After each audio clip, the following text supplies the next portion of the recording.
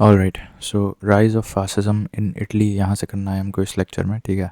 Rise of fascism in Italy. So after the World War one, अब पहले तुमको पता होगा कि इटली किस में था। इटली था तुम्हारा सेंट्रल पावर्स में या एलाइड पावर्स में। तो ये एलाइड पावर्स में था, ठीक है।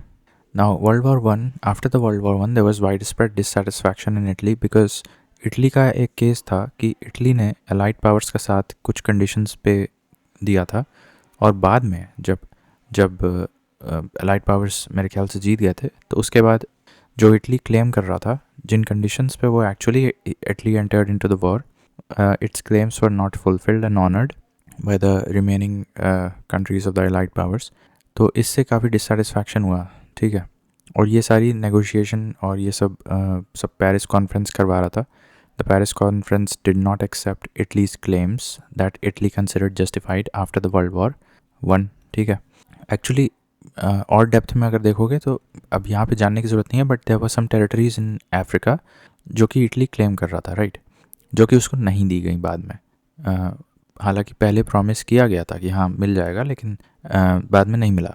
तो पेरिस कॉन्फ्रेंस का जो भी नेगोशिएशन था वो इटली के खिलाफ चला गया। नाउ बेनिटो मुसोलिनी, अब इनका जन्म हुआ था 1883 इटली में, and initially he was of the leftist ideology and an active worker of the Italian Communist Party. His party was named National Fascist Party. It was established in Milan 1919. तो National Fascist Party किसकी थी? ये Mussolini की थी। देखो fascist जब भी नाम आएगा ना तो याद रख लेना that is related to the Italians, ठीक है। Italian communists, Italian socialists, and National Fascist Party belongs to Mussolini. So it was founded in Milan 1919 and he launched a newspaper, La Lotta di Classe. ला लोटा the class, काफ़ी अजीब सा नाम है, but ये सीधा क्वेश्चन आ जाएगा तो कोई बता नहीं पाएगा, तो ये पढ़ लो, सही रहेगा, ठीक है। मुसोलिनी का ये न्यूज़पेपर है, ला लोटा द क्लासे, which means class struggle. Later he went on to support war and nationalism. Today we are residents of Italy only. Fascism began with the slogan Italy always, ठीक है। वीवा ई इतालियाल, इतालियाल, वीवा ई इतालियाल। So in Italy, the fascist members are called fascists and its doctrines are called fascism. Now, the word fascist is derived from the Latin word fasces, meaning gatta or bundle, ठीक है। तो fasces in ancient Roman Empire was called the sceptre, an axe-like weapon made by tying several sticks of banquet or elm which the officers carried. Fasces was made a symbol of the fascist party in 1919. So एक तरह का ये axe था जो कि ancient Italian officers अपने साथ रखते थे। It is like a weapon made by tying several sticks of banquet और elm which the officers carried. So fascist was made a symbol of the fascist party in 1919. Mussolini taught his team members to wear uniforms, tie arms, parade and carry flags. The shirt worn by the men at this party was black. So these people became the famous black shirts. अब देखो red shirts हमेशा communist के साथ जाता है, आपको याद रखना चाहिए कि black is the colour of fascists, ठीक है।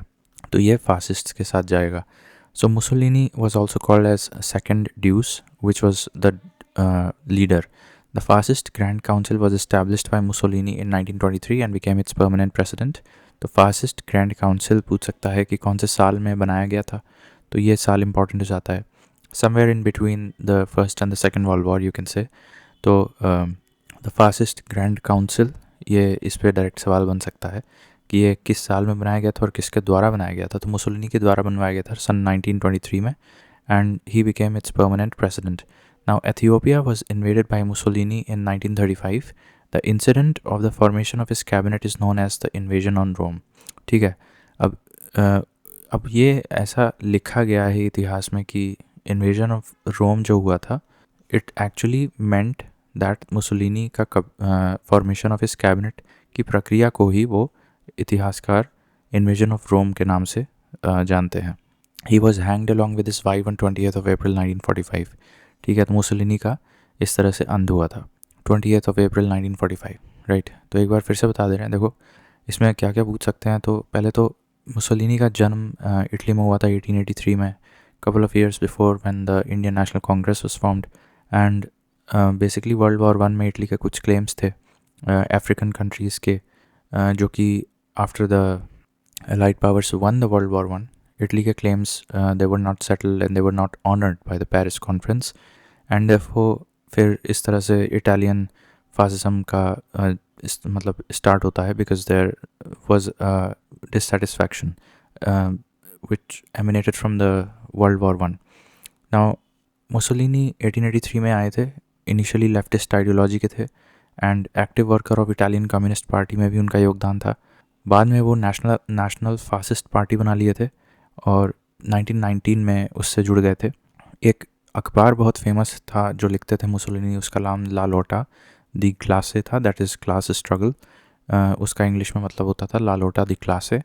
Letter he went on to support war and nationalism and fascism began with the slogan वीवा ई इटालियाल. ठीक है, दैट मीन्स इटली ऑलवेज.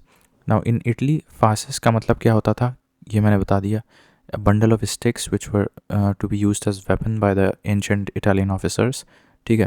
और fascist was made the symbol of the fascist party in 1919 and Mussolini taught his team members to wear uniforms and black shirts. इसीलिए fascist को black से denote किया जाता है और communists को red shirts से denote किया जाता है. Mussolini was also called as the second Deuce, which means the leader, and 1923 में Mussolini ने launch किया the Grand Fascist Council और द फासिस्ट ग्रैंड काउंसिल, और उसके वो परमानेंट प्रेसिडेंट बन गए थे 1923 में. और the formation of the cabinet by the Mussolini, इस प्रक्रिया को इतिहासकार क्या बोलते हैं, invasion of Rome. Now he was hanged on 20th of April 1945 along with his wife. Now let's come to Japanese imperialism. So military service was made mandatory in Japan in the year 1873 and China became the first victim of the imperialism of Japan. तो यहाँ से हमको एक पहली चीज़ तो ये कि mandatory military service 1873 में किस देश की बात हो रही है, जापान की बात हो रही है, right. So and China became the first victim of the Japanese imperialism. Now Russia was defeated by Japan in 1905. तो ये भी इतना इम्पोर्टेंट नहीं है बट मोटा मोटा याद रखो, रूसो जापान वॉर होती है तो ये बहुत फेमस है 1905 में, जिसमें कि जापान जीत गया था. ठीक है. Now this war was concluded with treaty of Portsmouth. तो सीधा सीधा इस पर भी सवाल बन सकता है कि पोर्ट्समाउथ ट्रीटी ये किस जंग से रिलेटेड है. तो ये आपको बताना पड़ेगा. ये 1905 जापान रूसो वॉर से रिलेटेड है जिसमें कि जापान जीत गया था. ठीक है. तो ये साल इंपॉर्टेंट है. 1905 Portsmouth treaty, Japan won against Russia which ended in treaty of Portsmouth. The United Nations sent the Lytton commission. अब देखो ये इस पे सवाल बन सकता है. To Manchuria which is a disputed area of China. Manchuria was invaded by Japan in 1931. तो जैसा कि हमने बताया था, the first country which became the victim of Japanese imperialism was China, and I think this was the region of China that became the bone of contention. So Manchuria was invaded by Japan in 1931 and Japan relinquished the membership of the United Nations in March 1933. ठीक है. तो अब जैसे मान लो Japan ने China का Manchuria reason कब्जा किया. अब ये कब्जाने के बाद यूएन में खलबली मची होगी, क्योंकि यूएन तो सबको बेसिकली ठेका ले रखा है पीस प्रिवेल करवाने का. तो फिर यूएन कोई अपना मिशन भेजा होगा, डिप्लोमेटिक मिशन टू जापान. अब उसकी प्रतिक्रिया के रूप में जापान ने पूरा का पूरा यूएन को ही बेसिकली रिजेक्ट कर दिया एंड जापान रिलिंक्विश्ड द मेंबरशिप, अपनी मेंबरशिप ही ख़त्म कर दी यूनाइटेड नेशंस से.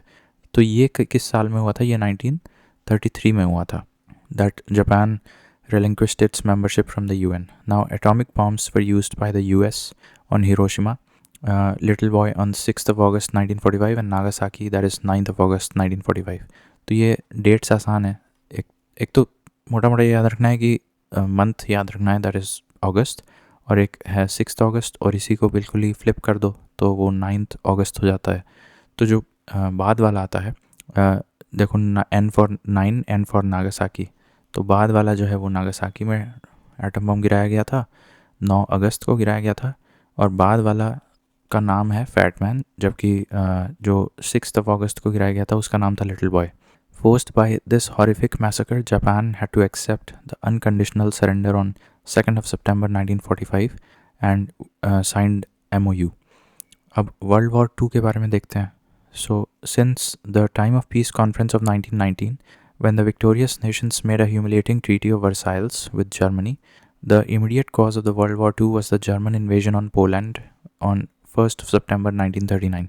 अब देखो, जब हम लोग वर्ल्ड वॉर वन पढ़ रहे थे तो ये 2 तारीख तुमको याद आ रही है, 1 August 1914 एंड 3 August 1913, ये 2 तारीख याद आ रही है। देखो इस 2 तारीख में क्या हुआ था कि इसमें Germany had attacked I think on Austria, and 3 August 1913 Germany had attacked on Russia. तो यहाँ पे इनिशिएट कौन किया था? जर्मनी ने किया था। और एक बार फिर से 1939 में 1 September 1939 को जर्मन ने एक बार फिर से, Germany became the first country to initiate an aggression on Poland. अब इस बार सेकेंड वर्ल्ड वॉर में पोलैंड पे हमला कर दिया।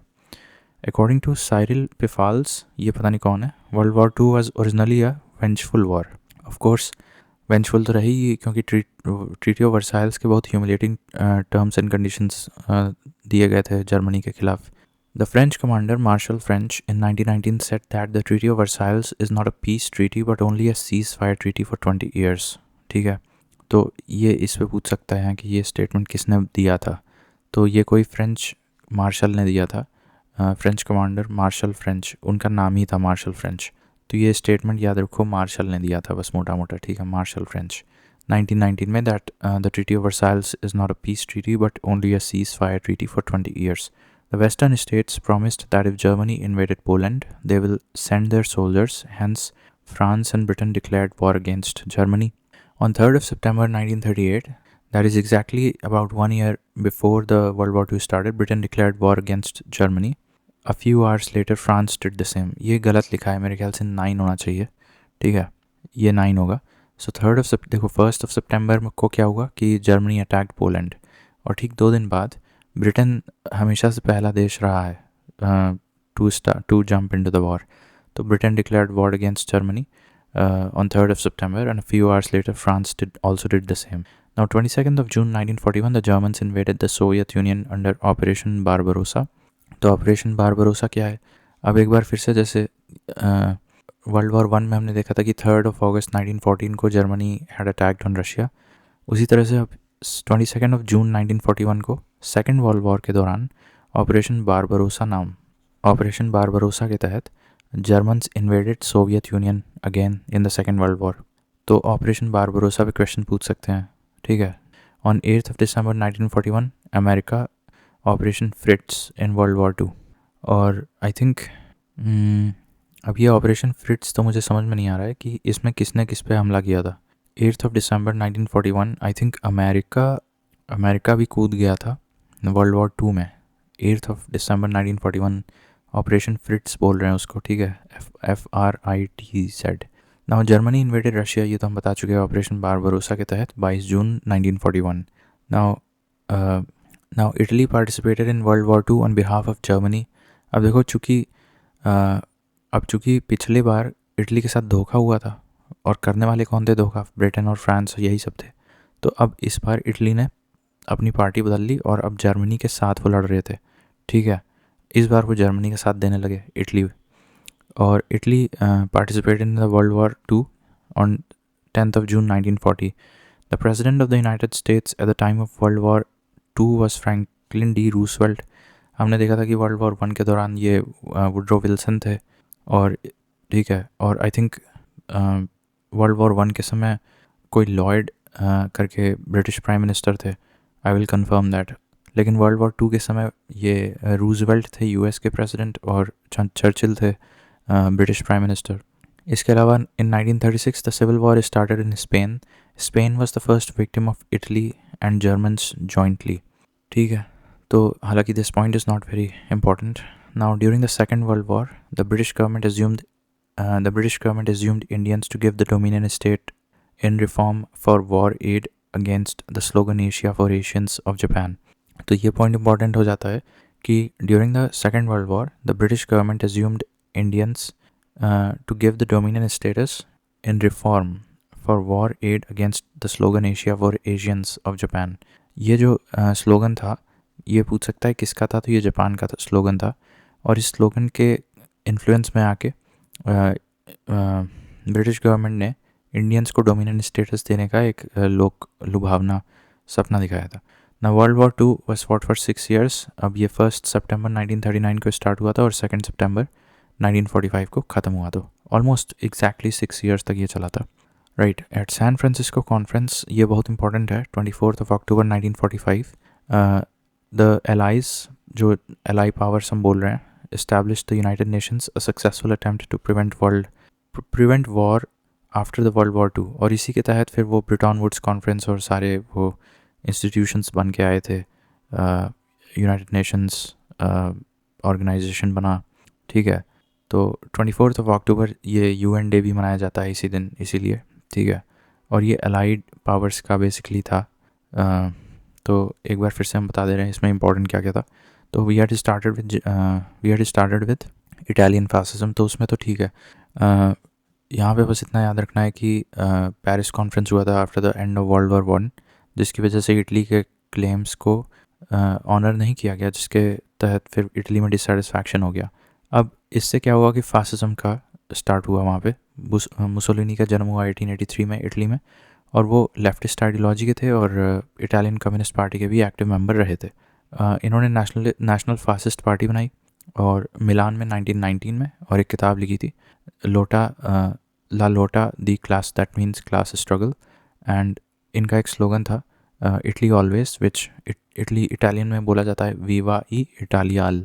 नाउ अब फैसिस्ट का मतलब था क्या कि एक गट्टा या bundle of sticks which were to be used as an axe by ancient Italian officers। वो तो उसका शाब्दिक अर्थ था। Now fascist was made the symbol of Italian fascist party in 1919, and Mussolini asked his team members to wear black shirts, इसीलिए fascists का symbol बन गया black shirts। Mussolini also formed Grand Fascist Council in 1923 and became its permanent president, and he was also known as Second Deuce or the leader। Now the invasion of Rome जो कहा जाता है basically Mussolini के द्वारा, that is his process of forming the cabinet, which is termed by historians as the invasion of Rome। Finally Mussolini was hanged with his wife on 20th of April 1945। right now Japanese imperialism की बात करें तो सबसे पहला victim कौन था, तो I think it was China. और लेकिन अगर हम लोग जापान और इटली दोनों साथ मिल के हमला किए थे, तब कौन सबसे पहला विक्टिम था, तब स्पेन था। Spain was the first victim of joint aggression by Japan and Italy, ठीक है, तो ये याद रखना। Anyways, military service was made mandatory in Japan in 1873 and China became the first victim of imperialism of Japan। अब 1905 में Japan defeated Russia, जिसके तहत एक ट्रीटी हुई थी, ट्रीटी ऑफ पोर्ट्समाउथ। और इसके अलावा एक यूनाइटेड नेशंस कमीशन भी भेजा गया था मंचूरिया में, बिकॉज मैंने बताया China was the first victim of Japan's imperialism। तो basically it meant that Japan had initially captured a region called Manchuria of China, जिसके रिएक्शन में UN ने एक मिशन या कमीशन भेजा था Japan, that was called as Lytton commission. And Lytton commission Manchuria भेजा था, जो कि जापान को नहीं पसंद आया, और फिर Japan relinquished its membership from the United Nations all together in the year 1933। फिर जब वर्ल्ड वॉर 2 हुई तो फिर 6 अगस्त और 9 अगस्त को क्या हुआ सब लोग जानते हैं, लिटिल बॉय और फैट मैन ये सब गिरा दिया गया था, ठीक है। फिर फिर वर्ल्ड वॉर 2 क्या बताते हैं। अब इसमें हम जानते हैं कि जर्मनी ने फर्स्ट वर्ल्ड वॉर को भी इनिशिएट किया था, और जर्मनी ने ही सेकेंड वर्ल्ड वॉर को भी इनिशिएट किया था by attacking on Poland, which happened on 1 सितंबर 1939।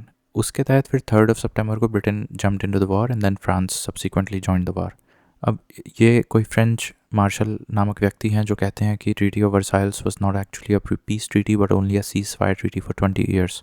नाउ अब एक ऑपरेशन बारबरोसा था, दैट मीन्स क्या था, operation Barbarossa was a sort of Germans invasion on the Soviet Union, that was the Operation Barbarossa, and America's participation in the Second World War, I think it started with America's Operation Fritz, ठीक है, तो ये याद रखना।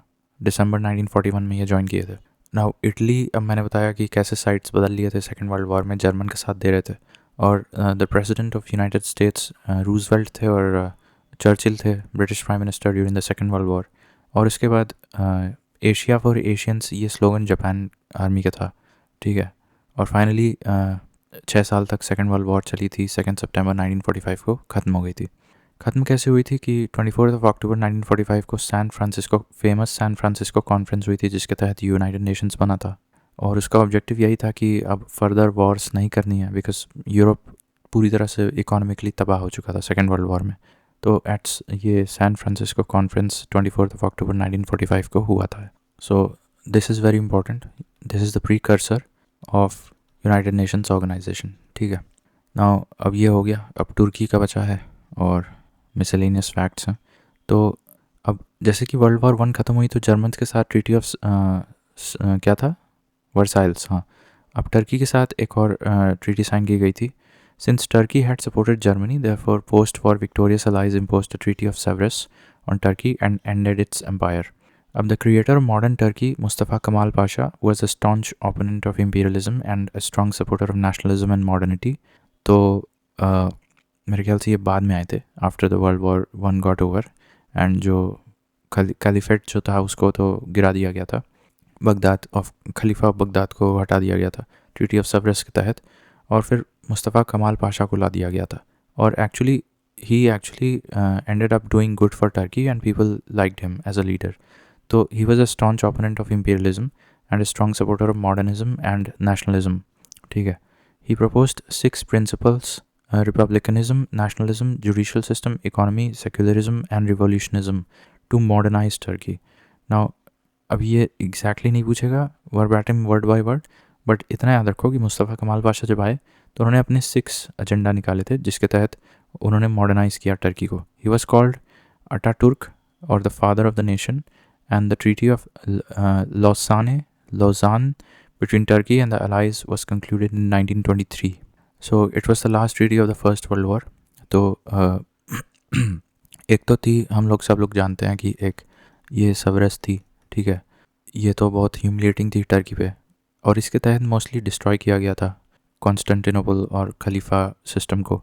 फिर उसके series of treaties में जो लास्ट ट्रीटी थी टर्की के लिए, that was treaty of Lausanne between allied powers and the Turkey, and this was the last treaty of the First World War, and it was concluded in 1923, ठीक है। Now the खिलाफत was abolished, ये खिलाफत नहीं होगा, caliphate होगा। Caliphate was abolished on 3rd of March 1924, ठीक है। तो ये 1924 एटलीस्ट ईयर इंपॉर्टेंट है, तो इमीडिएटली नहीं हटाया गया था। 1924 में जाके खलीफेट सिस्टम को हटा दिया गया। The Republic of Turkey was declared on 29th of October 1923. On 20th of April 1924 a new constitution was announced in Turkey. ये डेट इंपॉर्टेंट है, ठीक है। तो actually this entire year is very important. तो देखो रिपब्लिक बन चुका था कब, रिपब्लिक ऑफ टर्की तो 1923 में ही बन गया था रिपब्लिक ऑफ टर्की, लेकिन फिर कॉन्स्टिट्यूशन बना था 1924 में टर्की का, ठीक है। और लास्ट ट्रीटी ये ट्रीटी ऑफ लोसान थी 1923, ये भी, ठीक है। ना Mustafa Kemal Pasha abolished the rights of the caliphs and Muslims of India. Aga Khan and Amir Ali reported against it and wrote a letter to Kamal Pasha, but he did not worry about these people and described them as flunky of British imperialism, ठीक है। अब ये आगा खान वही हैं जो India में मुस्लिम league बनाए थे, और अमीर अली भी होंगे, कोई मुस्लिम लीग के मेंबर होंगे। तो जब मुस्तफ़ा कमाल पाशा आए थे और उन्होंने खुद खलीफा सिस्टम के खिलाफ मुहिम छेड़ दी थी, तो ये लोग चिढ़ गए थे दुनिया के अन्य कोनों से के जो मुस्लिम थे, सच एज आगा खान और आमिर अली। इन्होंने wrote a letter to Kamal Pasha, but he did not worry about these people. Now Kamal Pasha banned the previously prevalent face, cap and burqa and encouraged European dress, pants, coat and tie. Mustafa Kamal Pasha founded the Republican People's Party and he died in 1938. He ended the parda system and polygonal marriage instead of arranging education for women. तो ही ended the purdah system, ये ख़त्म किया, और polygonal, I think polygamy होना चाहिए। तो पर्दा मतलब कुछ ट्रेडिशनल ऑर्थोडॉक्स एलिमेंट्स को ख़त्म तो किया और मॉडर्निटी भी ले आए, बट इस दिशा में बहुत ज़्यादा काम नहीं कर पाए, that is arranging education system for women. बहरहाल फिर भी काफ़ी अच्छा किए मॉडर्नाइज करने में टर्की को, फाइनली ही डाइड इन 1938। अब ये कुछ मिसलेनियस फैक्ट्स हैं, जैसे China was known as the patient of Asia, ठीक है, and Turkey was called as the patient of Europe. तो ये बहुत क्वेश्चंस पूछ सकते हैं एमसीक्यू में। पेशेंट ऑफ एशिया में चाइना जाएगा, पेशेंट ऑफ यूरोप टर्की जाएगा, ठीक है। Now I think sick man of Europe भी टर्की बोलते हैं, एक बार कंफर्म कर लेना, but patient of Europe is equal to Turkey. Now the hero of the Chinese revolution in 1911 was Sun Yat Sen. Now Sun Yat Sen ये actually एक आदमी का नाम है, और ये 1911 में चाइनीज़ रेवोल्यूशन हुआ था, उसके हीरो ये थे Sun Yat Sen. An organisation called Tung Meng Hui was founded by Sun Yat Sen. इनकी एक ऑर्गेनाइजेशन थी टुंग मेंग हुई, तो ये इनकी ऑर्गेनाइजेशन थी। Sun Yat Sen is called as the father of China. He proposed 3 principles: nationalism, democratism and social justice, ठीक है। नाउ माओ त्से टुंग और माओ जेडोंग इनका पॉपुलर नाम था। He was the first president of the Chinese communist Republic, कह सकते हैं बस फर्स्ट प्रेसिडेंट के रूप में इनको याद कर सकते हो, माओ Zedong. Portuguese started geographical discoveries in the 15th century, and Prince Henry initiated in this direction that he was known as Henry the Navigator. तो प्रिंस हेनरी कहाँ के हो गए? पोर्चुगीज़ होंगे ना ये, क्योंकि उन्होंने सबसे पहले नेविगेशन किसने? Geographical discoveries through navigating seas, ये पोर्चुगीज़ का पहला अटैम्प्ट किया गया था। प्रिंस हेनरी उसमें काफ़ी पहले थे। और पहले प्रेसिडेंट ऑफ चाइना कौन थे? चाइना कम्युनिस्ट रिपब्लिक, वो माओ जेडोंग थे। और सन याट सेन ये कौन थे? सन याट सेन, तो सन याट सेन ये चाइना के हीरो थे, फादर ऑफ चाइना रिपब्लिक, ठीक है, फादर ऑफ चाइना बोलते हैं। और इनकी ऑर्गेनाइजेशन का नाम था, वो बता दे रहे हैं, बहुत फ़नी है, टुंग मेंग हुई, ठीक है, ये इनकी ऑर्गेनाइजेशन का नाम था सन। तो ठीक है, ये क्लियर हो गया। तो ये हो गया। अब एक बार तुर्की का फिर से बता दे रहे हैं जल्दी से। अब वर्ल्ड वॉर 1 में तो टर्की ने जर्मनी को सपोर्ट किया था, तो टर्की के ख़िलाफ़ भी एक्शन लिया गया ट्रीटी ऑफ सबरेस के रूप में, और वहाँ पे फिर मुस्तफ़ा कमाल पाशा को ले आया गया और खलीफट सिस्टम को हटा दिया गया। ये पाशा जो थे, ये मॉडर्नाइजेशन और नेशनलिज्म को एक रिवाइवल किए थे टर्की में, और पर्दा सिस्टम हटाए और पॉलीगनल मैरिज को हटाए, ठीक है। 6 एजेंडा ले आए थे, जिसके तहत टर्की में judicial system, economy, secularism, social justice, revolutionism, modernisation, ये सब आया। और आखिरी ट्रीटी जो थी, that was related to world war 1 between allied powers and Turkey, that was treaty of Lausanne, Lausanne, between Turkey and the Allies. It concluded in 1923 and finally 1924 में कई घटनाएं हुई। टर्की का अपना कॉन्स्टिट्यूशन बन के तैयार हो गया था, और हालांकि रिपब्लिक तो वो 1923 में ही बन गया था टर्की, बट कॉन्स्टिट्यूशन बना था 1924 में। और इसके बाद मुस्तफ़ा कमाल पाशा जब हटाए थे खिलाफत सिस्टम को, तो फिर आगा खान और अमीर अली जैसे लोग खफा हो गए थे, but Mustafa Kemal Pasha did not bother about them. इसके बाद हाँ, एक रिपब्लिकन पीपल्स पार्टी RPP, ये पार्टी कमाल पाशा की बनवाई गई थी, ठीक है, RPP, that was Republican People's Party, and he died in 1938। He ended the purdah system and polygonal marriage instead of arranging education for women, ठीक है। तो ये हो गया, और मिसलेनियस फैक्ट्स में हम बता ही चुके हैं, ठीक है।